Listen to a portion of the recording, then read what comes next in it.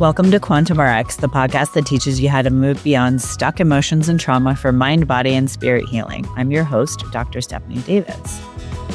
So today we're going to get into the concept of not being good enough or not feeling good enough, because I find that this includes myself, but also the people I've worked with over the years, this is a theme that comes up over and over again, whether it's at the root of your chronic illness or at the root of your relational difficulties, like relationship issues, if it's at the root of your, lack of success or perceived success, whether that's you wanting to make more money, you've got the knowledge, but you want to make more money, or you have all the money, but you're not feeling fulfilled.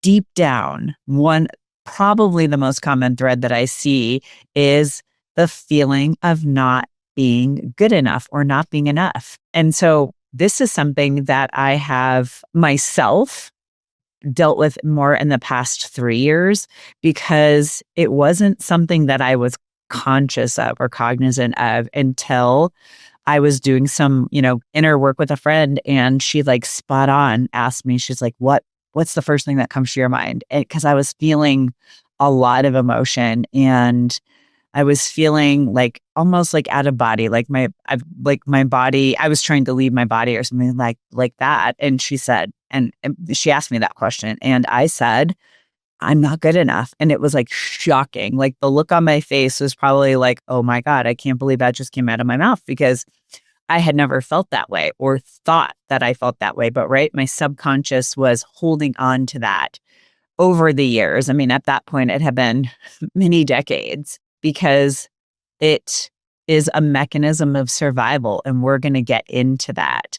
But let me just kind of lay the land for you. Today, we are going to talk about several things, including, why not being good enough or worthy is rooted in survival, and it's a byproduct of our brain's ability to adapt. To, how the brain will reinforce this, because it's an ingrained mechanism. But as most things, it really is a human construct, and it keeps us in that held back state. And lastly, to address not being good enough or any limiting belief, the way that we need to think about it. It's just a simple mind shift, but it's a massive unlock. And I'm going to get into what that kind of shift or, frame of thought difference is, and how and why it works. I will tell you, for me, it was an incredibly massive unlock and aha moment, because one of my mentors said this to me. I'd heard it a million times, but then the way that they said it was different. It struck me differently. So we're going to get into the nuance of that as well. If you're curious as to if you have any stored emotions or trauma that might be causing your illness, preventing you from achieving your goals, or even just showing up as the best, most authentic version of yourself, I invite you to take my free stored emotions and trauma quiz, and you will find that link in the show notes. All right. To get back to this idea of not being good enough or not being worthy, we need to kind of get into where that came from. And this is basically a byproduct of our brain's amazing ability to respond, adapt, and reinforce. So your brain is always responding to environmental stimuli, right? And it's always, kind of taking that information and morphing it and adapting it so that you can survive. And when it sees something that you have gotten a lot of positive reinforcement for, it's going to keep on kind of pushing that pathway forward and reinforcing it. And so I love explaining this through an example, because that's the best way to illustrate it. So as a child, many of us as young children, and I'm talking, as young as I would say even 2 or 3, but this often happens in, like, very early childhood. I'd say, like, 5, 6, 7, 8, when your brain is still very plastic, very neuroplastic and changing, and it's more of a sponge than having a sensor or a filter, and so you're just taking everything in more than, trying to filter things out, and so what happens is, if you were not in your little child mind thinking that you are having your needs met, getting enough, we'll say quote unquote positive attention. If you got, like, for instance, good grades, or you were excelling at something like a sport or an activity, and you got lots of attention and praise for that, your brain lit up and equated that success with attention, which equals worthiness. And that was to ensure your survival. Because historically, we ingrained these patterns because it was truly a survival mechanism. We were humans that lived out, on the earth, not so much like in structures like we live now. We were living, on the earth, in caves, in the wild, right? We were doing that for many hundreds of thousands of years before we developed, these modern technologies that we have in the last several thousand years, thousands of years. It's been, several millennia, but in human history, that's like, a small, tiny fragment of, this intuitive, ingrained, survival mechanism. So the important thing to hear, and what I will say is, like, you being enough, quote unquote, good enough or worthy ensured your survival because you were protected by the group, right? You were protected by your tribe. And so the people who got, kicked out of the tribe or the group were the ones who often did not survive. And so it really is a very much hardwired idea that isn't necessarily always benefiting us in modern times. Obviously, when you're a baby and a child, you want to have the attention of your parents and the adults in the room to ensure your survival. But these mechanisms that we've developed also have us, being kind of quote unquote trained, because it gets, things become performative instead of having that just inherent truth of safety or inherent truth of, unconditional love.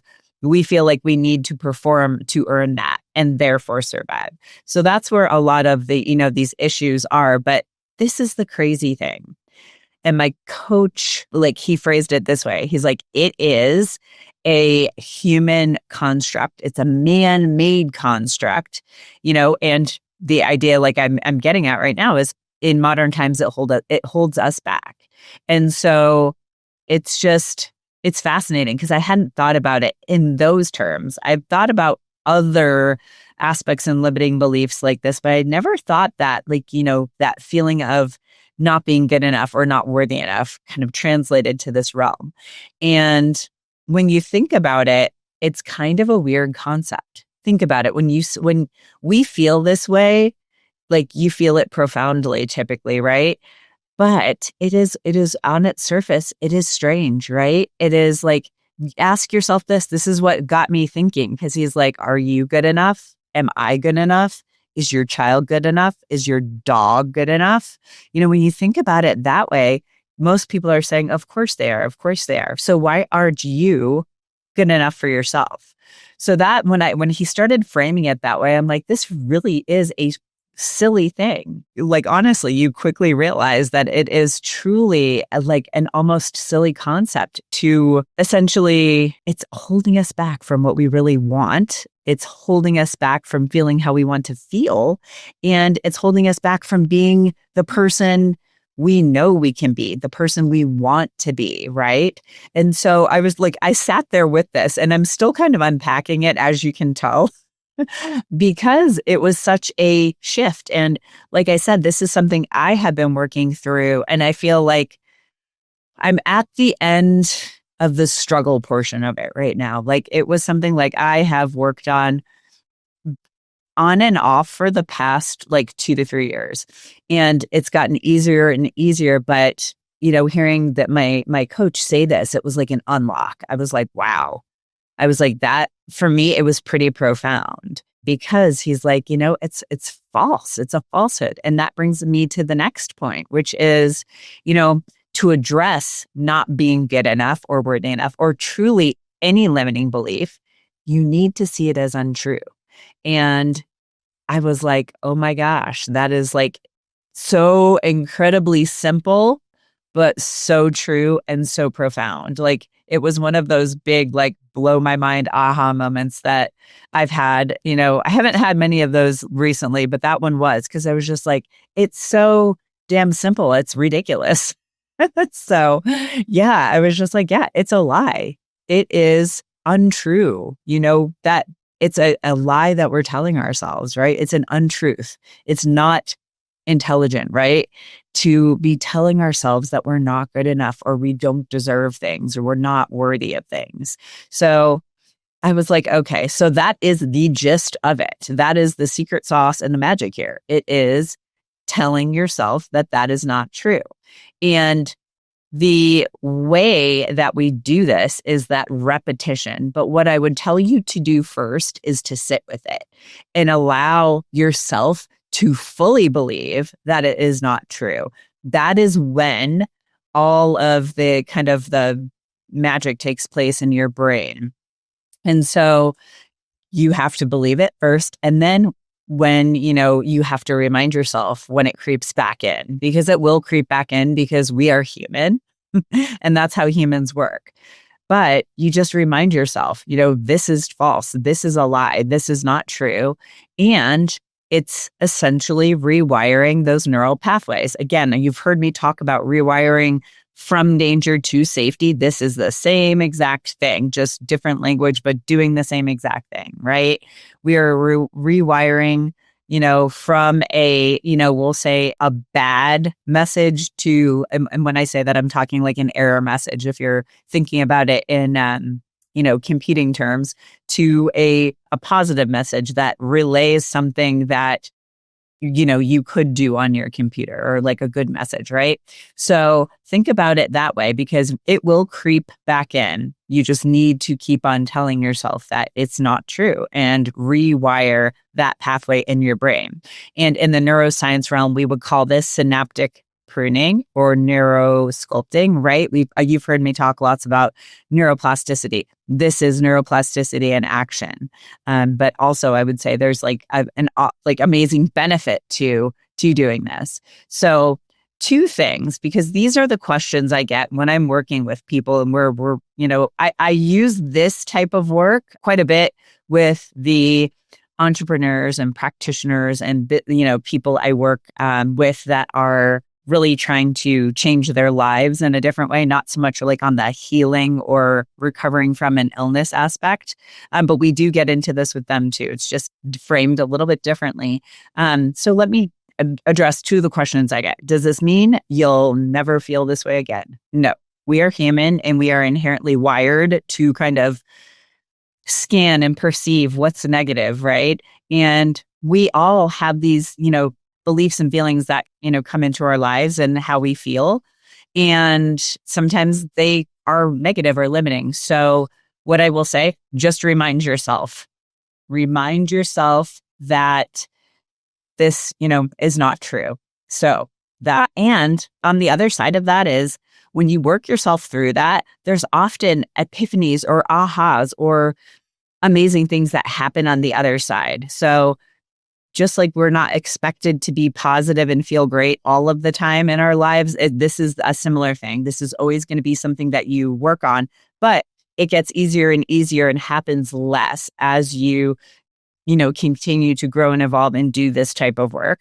And here's the other thing people ask, can I use it for other limiting beliefs? Absolutely. Any limiting belief you have, I don't deserve abundance. I don't deserve money.